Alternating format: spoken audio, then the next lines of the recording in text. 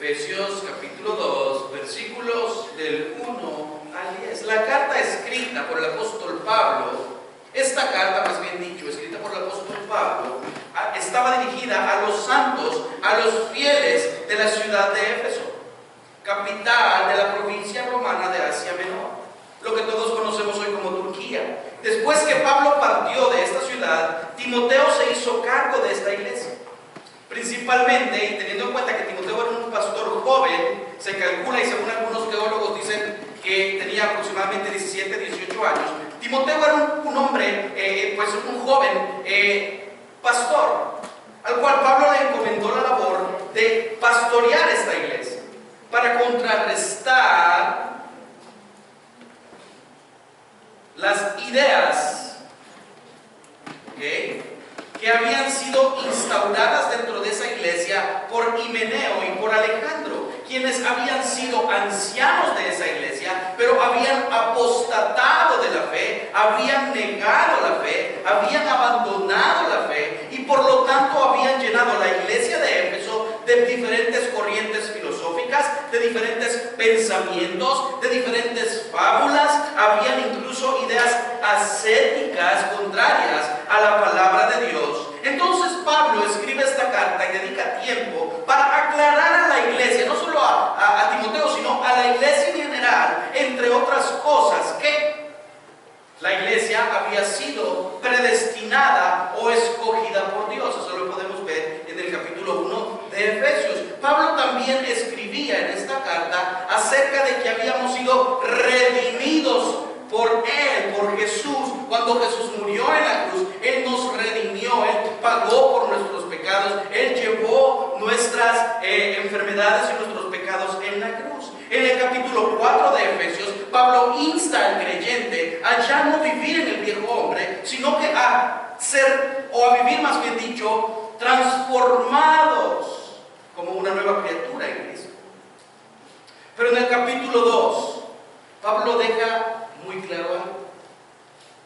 Pablo enseña, escribe, diciendo que hemos sido rescatados de nuestros pecados a través del don de Dios en su Hijo Jesucristo. Y de eso es lo que vamos a estar hablando hoy, de ese don de gracia que Dios nos dio a través de su Hijo. Y a esta enseñanza le hemos titulado sola gracia o solamente por gracia. El que la salvación, la redención, el perdón de nuestros pecados, nuestra fe, todo lo que tenemos, lo que somos, es solamente porque a Dios así le plació y Dios así lo quiso. Leamos el texto inicial de Efesios capítulo 2, versículos del 1 al 10. Y Él os dio vida a vosotros cuando estabais, ¿qué? Muertos en vuestros delitos y pecados, en los cuales anduvisteis en otro tiempo, siguiendo la corriente de este mundo, conforme al príncipe de la potestad del aire, que es Satanás, el espíritu que ahora opera en los hijos de desobediencia. Aquellos que no están en Cristo son hijos de desobediencia y son hijos del príncipe de la potestad del aire, versículo 3. Entre los cuales también todos nosotros vivimos en otro tiempo, en los deseos de nuestra carne, haciendo la voluntad de la carne y de los pensamientos, y éramos por naturaleza hijos de ira, lo mismo que los demás. Los que no tienen a Cristo quiere decir eso. Pero Dios, que es rico en misericordia, por su gran amor con que nos amó, aun estando nosotros muertos en pecados, nos dio vida juntamente con Cristo. Por gracia sois salvos. Y juntamente con Él nos resucitó y asimismo nos hizo sentar en los lugares celestiales con Cristo Jesús, y para mostrar en los siglos venideros las abundantes riquezas de su gracia en su bondad para con nosotros en Cristo Jesús. Porque por gracia sois salvos por medio de la fe. Y esto no de vosotros, sino, ¿qué dice? Pues es don de Dios, no por obras para que nadie se gloríe, porque somos hechura suya, creados en Cristo Jesús para buenas obras, las cuales Dios preparó de antemano para que anduviésemos en ellas. Oremos, hermanos. Padre, venimos una vez más delante de tu presencia a suplicarte, Señor, de tu gracia, a suplicarte de tu sabiduría, a suplicarte, Señor, de tu entendimiento, a suplicarte, Señor, que nos perdones de cada uno de nuestros pecados, a suplicarte que puedas hacer que nuestro corazón y nuestra mente esté atenta para poder entender el mensaje que tú nos vas a dar hoy. Señor, te suplico que perdones cada uno de mis pecados y que pueda ser yo, Señor, un instrumento nada más para tu gracia. Quita cualquier pensamiento que no provenga de ti, de mi mente y de mi corazón. En el nombre de Jesús. Amén y amén. El 31 de octubre se celebra algo más que Halloween. Y es más, el 31 de octubre de este año, es decir, este próximo martes, estaremos cumpliendo 500 años de la Reforma Protestante. Reforma que tuvo su punto máximo o su punto culminante cuando el 31 de octubre de 1517, es decir, 500 años antes, Martín Lutero clavó en la catedral de Wittenberg sus 95 tesis. Estas tesis fueron una respuesta a las indulgencias. Estas tesis también fueron una respuesta a la Iglesia Católica Romana, una iglesia que en aquel tiempo se había corrompido, estaba en decadencia y se había apartado completamente de la verdad, como hasta el día de hoy. Había sustituido la verdad de la Biblia por tradiciones y pensamientos humanos. En aquel tiempo la Biblia era de uso exclusivo de ellos, por eso es que las misas eran en latín. Porque la Biblia era de uso exclusivo de ellos. Había cambiado la salvación por la fe y le había agregado a la salvación obras. Había hecho que la salvación no dependiera solamente de Cristo, sino que le había agregado otros salvadores, otros redentores. Y la Biblia dice que no hay mediador entre Dios y los hombres. ¿Que quién? Que Jesucristo hombre. No hay otro mediador. Había cambiado la gloria de Dios por la de los ídolos, que teniendo boca no hablan, que teniendo ojos no ven, que teniendo oídos no escuchan. Pero sobre todo, habían cambiado la salvación, que es una obra solamente de Dios, por su gracia con la que nos amó, y les habían agregado obras. Le habían agregado merecimiento humano, le habían agregado derecho humano, como que nosotros mereciésemos algo o como que nosotros tuviésemos derecho de algo. Y esta parte de las Escrituras, hermanos y hermanas, nos deja claro una tan sola cosa: que no hay nada que usted y yo podamos hacer para ganar o merecer la gracia o favor de Dios. Por eso la Biblia nos recuerda en Romanos capítulo 3, versículo 23, por cuanto todos pecaron. No hay ninguno fuera. Todos, empezando allá con Adancito. Por cuanto todos pecamos, todos estamos destituidos de la gloria de Dios. Por eso mi intención hoy, al celebrar 500 años de la Reforma, es hacerle ver a usted que la salvación es un regalo de Dios, única y exclusivamente de Él, a lo cual nosotros debemos solamente responder a través del arrepentimiento y de la fe. No necesitamos hacer nada.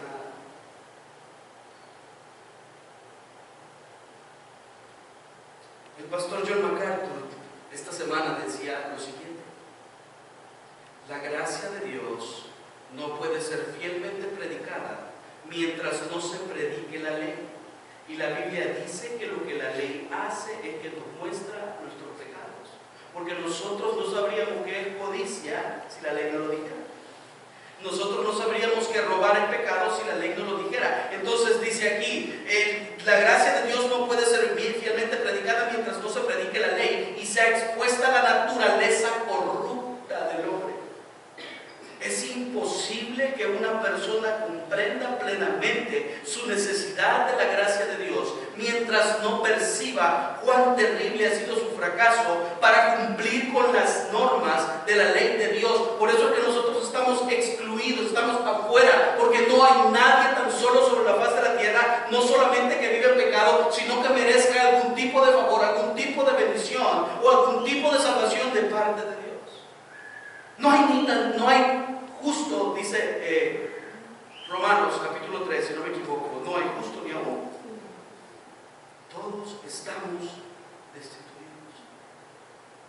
Son muchas las religiones, muchísimas las religiones en el mundo. Son muchísimas las sectas que se han levantado y que se van a seguir levantando hasta que Cristo los llame a su presencia. Son muchas las religiones y sectas las cuales rechazan la sola escritura, la sola fe y la sola gracia. Porque como en los días de la iglesia de Éfeso, estas iglesias y sectas que hoy nacen y que hoy son fuertes o tienen algún tipo de fuerza en el mundo, están llenas de diferentes pensamientos y corrientes filosóficas, diferentes creencias, diferentes sacramentos y diferentes rituales. Pero todas ellas tienen algo en común, a diferencia del cristianismo evangélico. Y es que todas ellas, y recalco, cristianismo evangélico, todas las demás religiones, todas las demás sectas tienen algo en común, y esto es que basan su fe en las obras.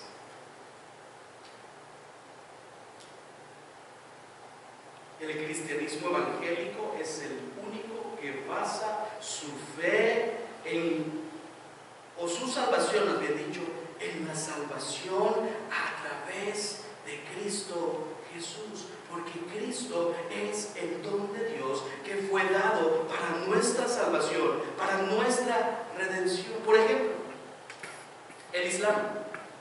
¿Sabía usted que el Islam es la religión más grande del mundo? O sea, los musulmanes son la religión más grande del mundo.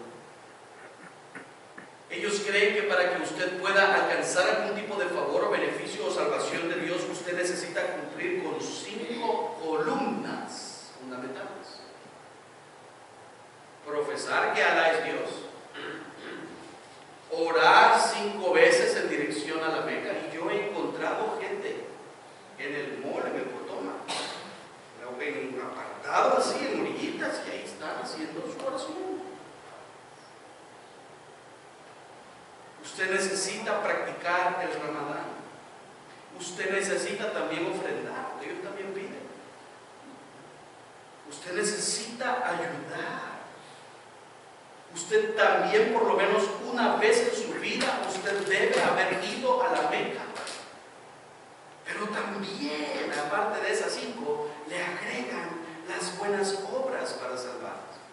El judaísmo es una religión que enseña que usted solamente es salvo si usted cumple con la ley de Moisés y si usted todavía cree que el Mesías ha de venir, porque ellos no creen que Jesucristo es el Mesías. El catolicismo romano. Esta religión enseña que podemos lograr la salvación a través de las obras. Enseñan que los sacramentos confieren gracia salvadora incluso sin la mediación de la fe de una persona. Es decir, que aunque uno no crea del todo, si usted practica o si yo practico los sacramentos, puedo alcanzar algún tipo de salvación. Y una parte importante de sus creencias es el bautismo. Que con el bautismo ellos creen que se limpia el pecado original y todo tipo de pecados. La confirmación, por cierto, yo nunca la hice. ¿Cuántos lo confirmaron? Nadie va a ¿Sabía usted que la confirmación es el medio a través del cual se le imparte el Espíritu Santo y la gracia de Dios a una persona? La Eucaristía, por ejemplo, Este sacramento une a Cristo a todo el que lo recibe y lo sabe. La secta de los testigos de Jehová, ellos dicen que usted tiene que ser miembro de su organización para poder ser salvo. Afirman también que solamente ellos se van a salvar. Fíjense bien. Solo con ese pensamiento ya usted ve que es una secta. Deben mostrar fidelidad a la organización y cada miembro debe también hacer buenas obras. Los santos de los últimos días que no se congelan aunque anden en bicicleta en diciembre y en enero evangelizando. Ahí andan. Con el gran frío. No hay más suficientes hermanos, no me voy yo. Está lloviendo. Yo no tengo ganas de ir. Bueno, me quedo en la casa. Hoy es sábado, yo el sábado no puedo. Hoy es domingo en la tarde, está haciendo sol y puede el bar, se puede ir. Y esos dos están perdiendo gente en el pleno invierno. La secta de los mormones, ellos creen que la meta de cada persona que practica el mormonismo es llegar a ser como Dios. Es llegar a ser un Dios. Y eso lo afirma el libro del profeta Joseph Smith.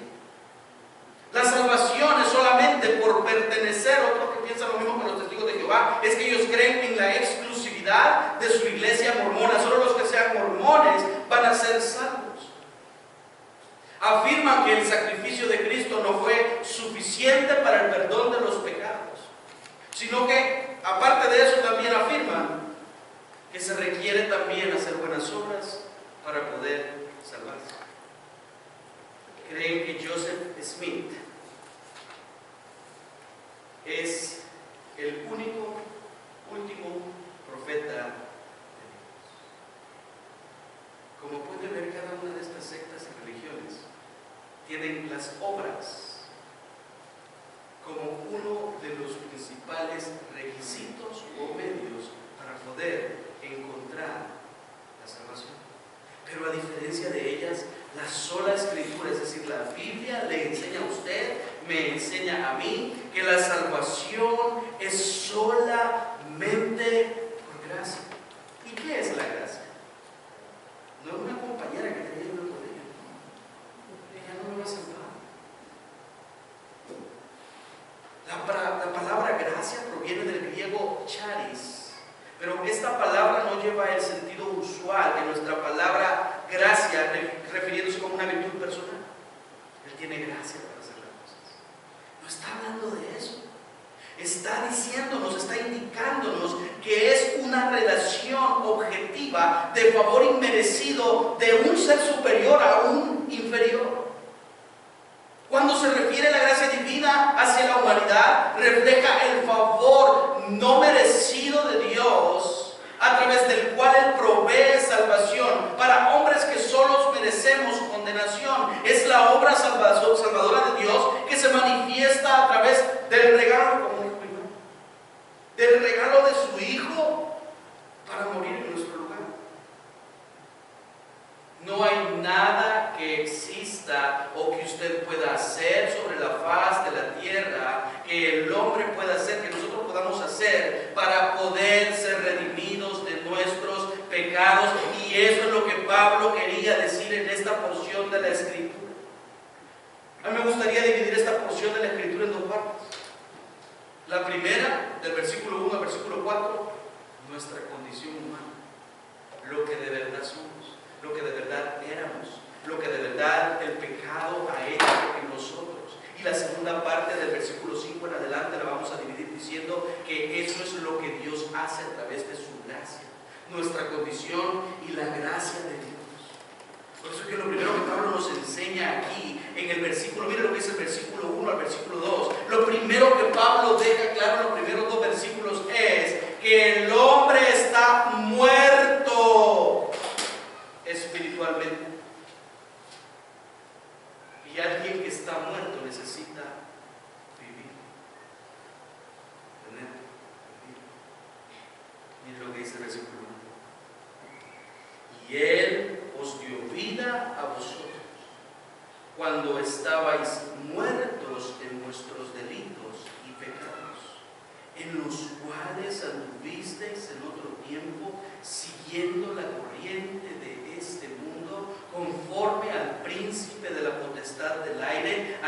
espíritu que ahora opera en los hijos de desobediencia. Pablo declara que Dios, a través de Jesucristo, nos dio vida. ¿Por qué nos dio vida? Porque estábamos muertos en nuestros delitos y pecados. Aunque estábamos vivos, aunque no estábamos muertos físicamente, por causa del pecado de Adán en Génesis capítulo 3 y nuestra naturaleza pecaminosa, cada uno de nosotros está muerto espiritualmente.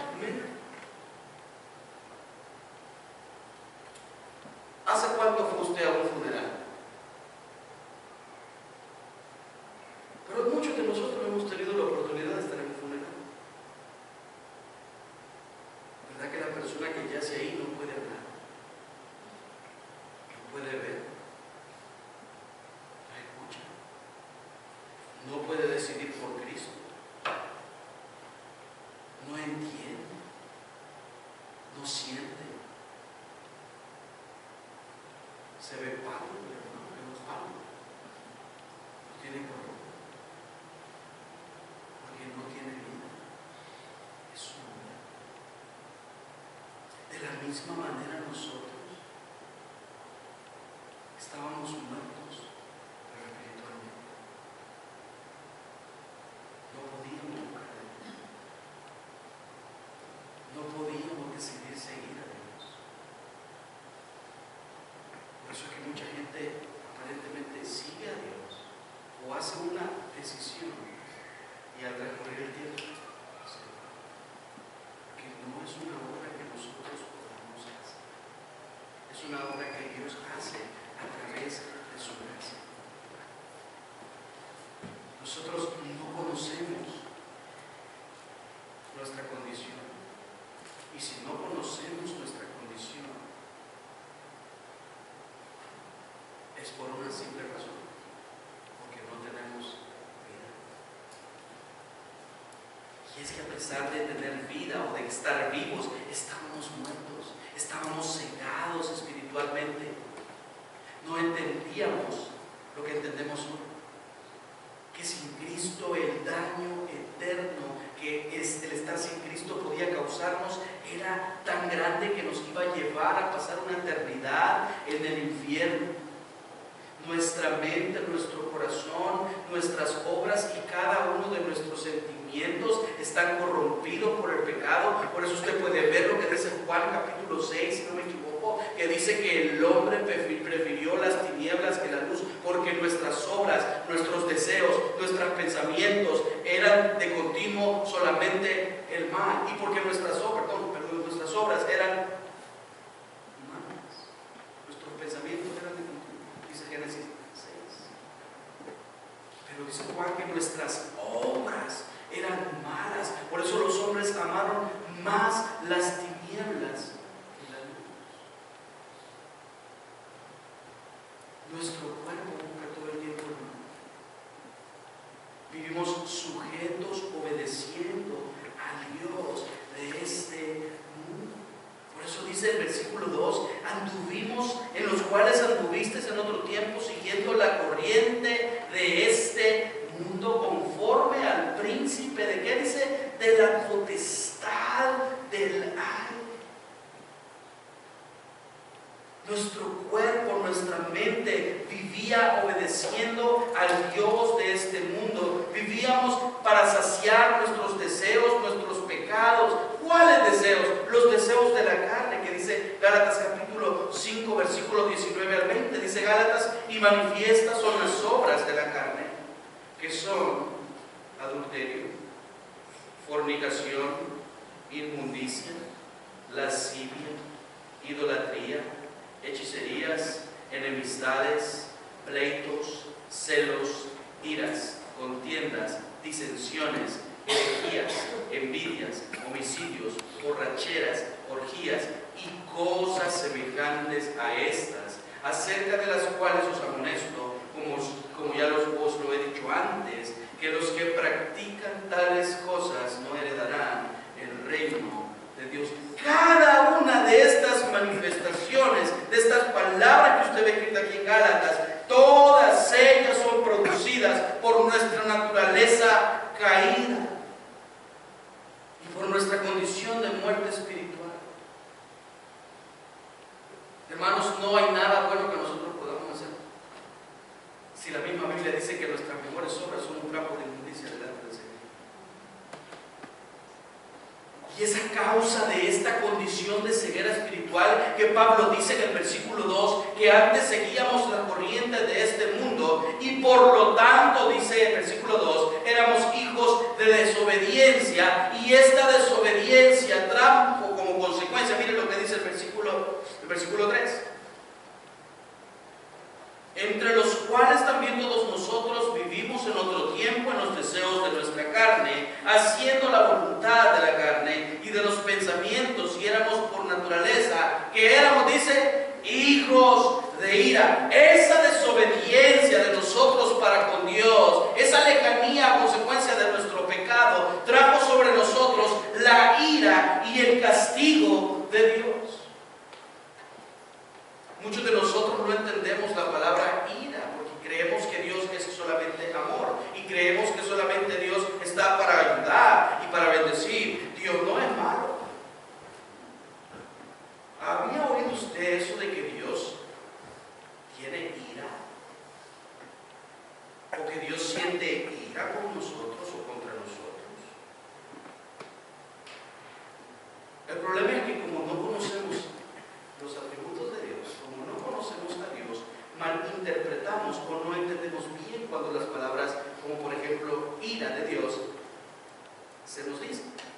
Para entender la ira de Dios, usted debe entender dos cosas. Primero, que Dios es santo, santo, santo, dice Isaías, y que Dios es un Dios justo. Dios es santo y Dios es justo, es decir, que por su santidad, porque la santidad es el atributo de Dios que la Biblia más claro nos deja. Si Dios es un Dios santo, eso me quiere decir a mí, me da a entender a mí, que Él no puede vivir con el pecado, que Él no puede estar de acuerdo con el pecado, que Él no puede aceptar a nadie que no haya sido justificado, limpiado a través de la gracia de su Hijo Jesucristo. No puede, porque Dios nunca va a apoyar el pecado, porque la santidad es uno de sus atributos.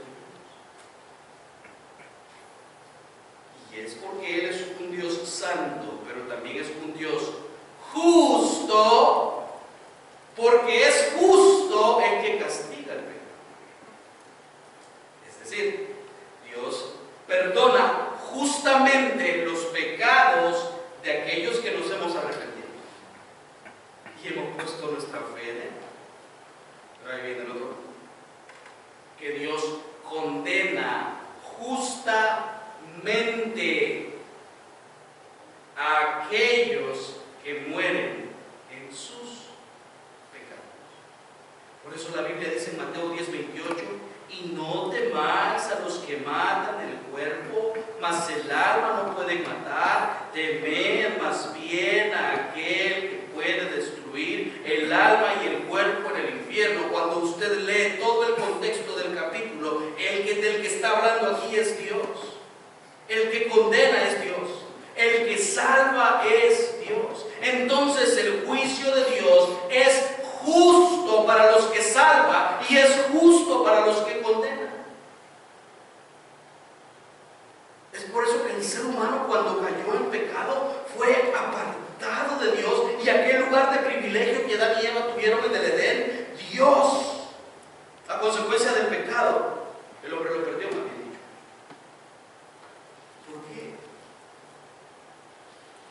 Porque el pecado lo destruye todo.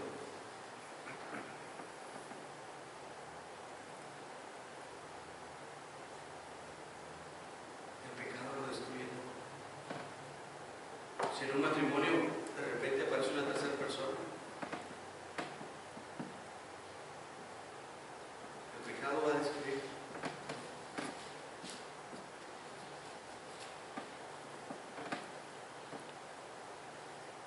Si uno de los hijos se pone rebelde con el padre, permite que el pecado entre en su corazón y llene su hogar. Sin una relación de esposos o de novios. Bueno, cuando es uno novio todavía tiene solución, ¿verdad? Pero ya casado. Y cristianos, creyentes, hay que seguir adelante confiando en Dios. Pero todo se arruina y todo se pierde a consecuencia del pecado. Nuestra alma se va a perder a consecuencia de nuestro pecado. Y si un pecado, el pecado del fruto, allí en Génesis 3, echó a perder toda la humanidad, toda la tierra. Por eso ya nadie quiere tener niños, porque ese dolor es consecuencia de caída.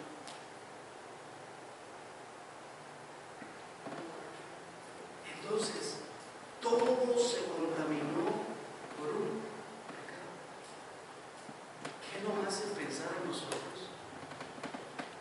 Que con el pecado que nosotros vivimos hoy y que nos aparta de la gracia de Dios y que nos aleja de la gracia de Dios, no nos va a condenar. Claro que nos va a condenar.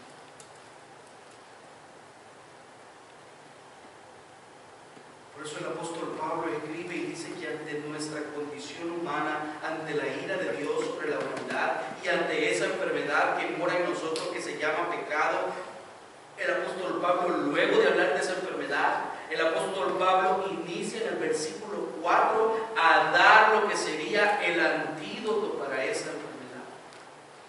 El antídoto para la enfermedad del pecado está o se llama la gracia de Dios.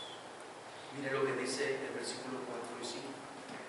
Esa gracia de Dios mostrada a través de su misericordia y de su amor. Pero Dios, ¿qué es? ¿Qué dice? Rico en misericordia, por su gran amor con que nos amó, aun estando nosotros muertos en pecados, nos dio vidamente juntamente con Cristo. Por gracia sois salvos. Tanto la misericordia como el amor de Dios son muestras de su soberanía sobre todas las cosas. Y estos dos atributos hacen que la salvación sea un acto hecho y realizado únicamente por Él para su propia gloria. No hay obra alguna que podamos hacer para alcanzar ningún tipo de salvación a favor de Dios. Porque este versículo dice que Él nos ha salvado porque Él es rico en misericordia. Cuando escuchamos la palabra rico, ¿qué viene a nuestra mente? Alguien que tiene un montón de dinero. O sea, tiene un montón, tiene mucho. No tenemos idea para saber cuánto tiene. Pues Dios es rico en misericordia. Usted no tiene ni la idea siquiera de cuánta misericordia Dios tiene para con nosotros. Pero tiene esa misericordia por su gran amor.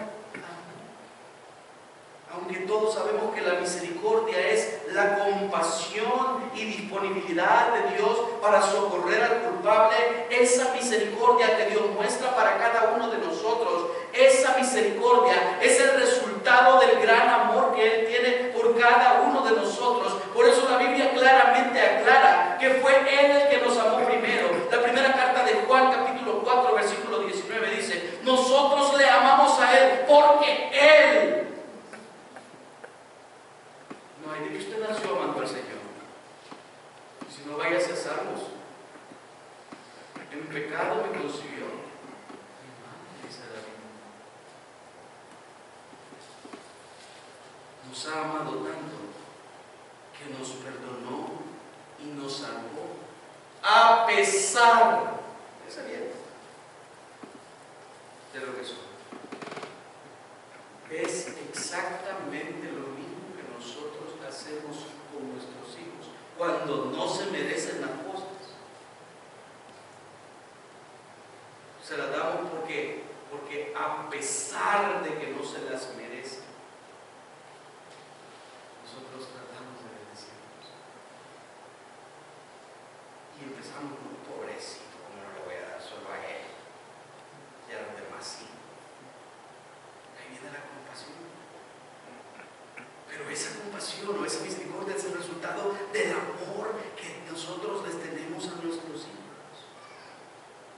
eso Pablo dice aquí que aunque estamos espiritualmente muertos, es Dios quien le ha dado vida a nuestro espíritu por medio de Jesucristo. Por eso la Biblia dice en Romanos capítulo 6, versículos del 9 al 11, sabiendo que Cristo, habiendo resucitado de los muertos, ya no muere, la muerte no se enseñorea más de él porque él la venció. Porque en cuanto murió al pecado, murió una vez por todas, mas en cuanto vive, para Dios vive. Así también vosotros consideraos muertos al pecado, pero vivos para Dios. ¿En quién dice? En Cristo Jesús, Señor. Hemos sido vivificados por medio de su muerte y su resurrección en Cristo. Cristo es el único mediador. No hay otro mediador sobre la faz de la tierra que pueda darle a usted la salvación que nuestro Señor Jesucristo. Cuando yo leía esta parte de la Escritura que a muchos nos cuesta entender, yo pensaba, ¿y qué he hecho yo? ¿Y quién soy yo para que Dios me haya amado?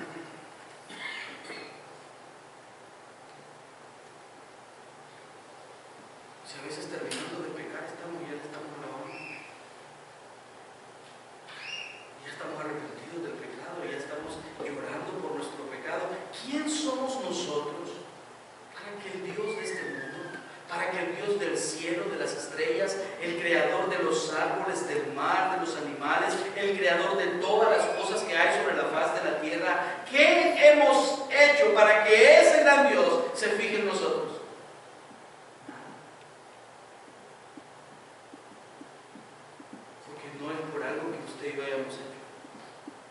Sino por su gracia inmerecida, una gracia que aunque no podamos entender, es real para todo aquel que se arrepiente y cree en el Señor Jesucristo como su Salvador y como su Señor. Por eso Pablo en los siguientes versículos dice lo siguiente. Mire lo que dice en el versículo 8. Pablo dice que nuestra salvación es solamente, ¿por qué dice? Por gracia, porque por gracia sois salvos por medio de la fe, y esto no es de vosotros, no es algo que ustedes puedan hacer, no es mío, nunca lo he tenido, no lo puedo crear, no lo puedo alcanzar, no lo puedo obtener, y no de vosotros, pues es un don de Dios, no por obras para que nadie se gloríe. El medio que Dios nos da para que nosotros podamos tomar de esa fe es la gracia de Cristo. Tanto la gracia, el favor inmerecido de Dios, como la fe son dones que solamente pueden ser dados por Dios. Un ejemplo. Hay una historia en la Biblia la cual relata muy bien este ejemplo. Y esta se encuentra en Hechos capítulo 16, donde dice que Pablo y Silas, predicando a varias mujeres, entre todas estas mujeres había una que se llamaba Lidia, de la cual la Biblia dice lo siguiente. Entonces una mujer llamada Lidia, vendedora de púrpura de la ciudad de Tiatira, que adoraba a Dios, estaba oyendo. ¿Y qué pasó? Y el Señor abrió el corazón de ella para que estuviese atenta a lo que Pablo decía. Dios abrió el corazón de ella. Dios le dio el don, el regalo de la salvación, pero Dios también puso fe en ella para que ella en ese momento entendiera su condición espiritual, entendiera su necesidad de Cristo y pusiera su fe en Él. ¿Entiende usted cómo toda la salvación es una obra únicamente realizada por Dios? Es a través de su gracia que Él nos muestra el pecado, es a través de su gracia que Él abre nuestra mente, es a través de su gracia que abre nuestro corazón para estar atento al mensaje de salvación. Solo Dios puede proveernos esa salvación y esa fe verdadera. Y a muchos de nosotros nos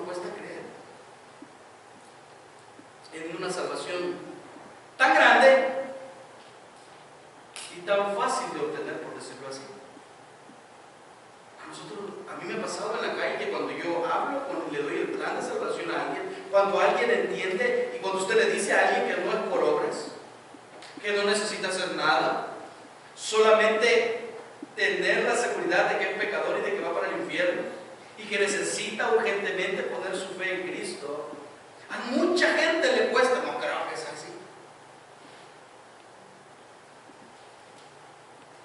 porque nosotros estamos acostumbrados a creer que merecemos las cosas. Estamos acostumbrados a que podemos ganar de alguna manera las cosas, y lo mismo sucede con la salvación. Muchos de nosotros, cuando nos pagan, ¿qué hacemos? No, es que yo siento que me merezco esto. ¿Y qué hace? Voy a apartar estos $200 y voy a ir al mundo y voy a comprarme esto porque yo trabajo, porque yo no paso en mi casa casi. Ese es el merecimiento humano. Y lo mismo sucede con la salvación. Nosotros creemos que la merecemos o que podemos hacer algo para obtenerla, o que tenemos alguna mínima participación en ella, pero tristemente no hay nada bueno que podamos hacer para lograrla. Por eso el versículo 9 de Efesios dice: no por obras para que nadie se gloríe. Hermano, usted puede participar activamente en la iglesia. Usted puede participar en algún comité para realizar alguna actividad, para recaudar fondos, para lo que sea.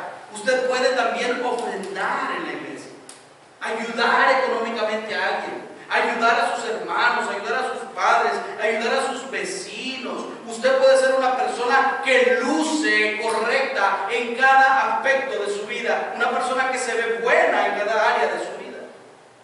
Pero nada de eso puede salvar, sino solamente la gracia de Dios por medio de la fe en Cristo Jesús. Por eso Romanos 1:17 dice: porque en el Evangelio la justicia de Dios se revela por fe y para fe, como está escrito: mas el justo por la fe.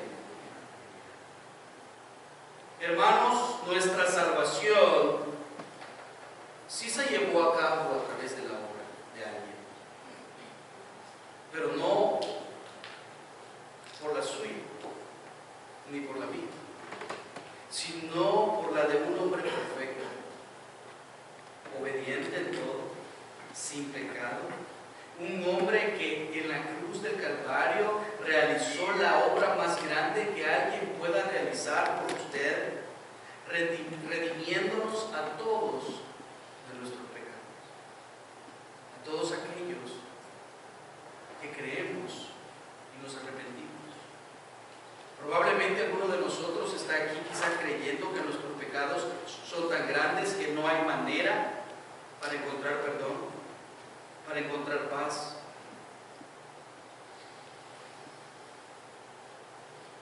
Quizás usted piensa que con ir a la Meca, como lo hacen los musulmanes, usted encontrará algún tipo de salvación. Quizás usted puede pensar que como lo hacen los mormones o los testigos de Jehová, usted puede pensar que por hacer una buena obra usted puede encontrar salvación.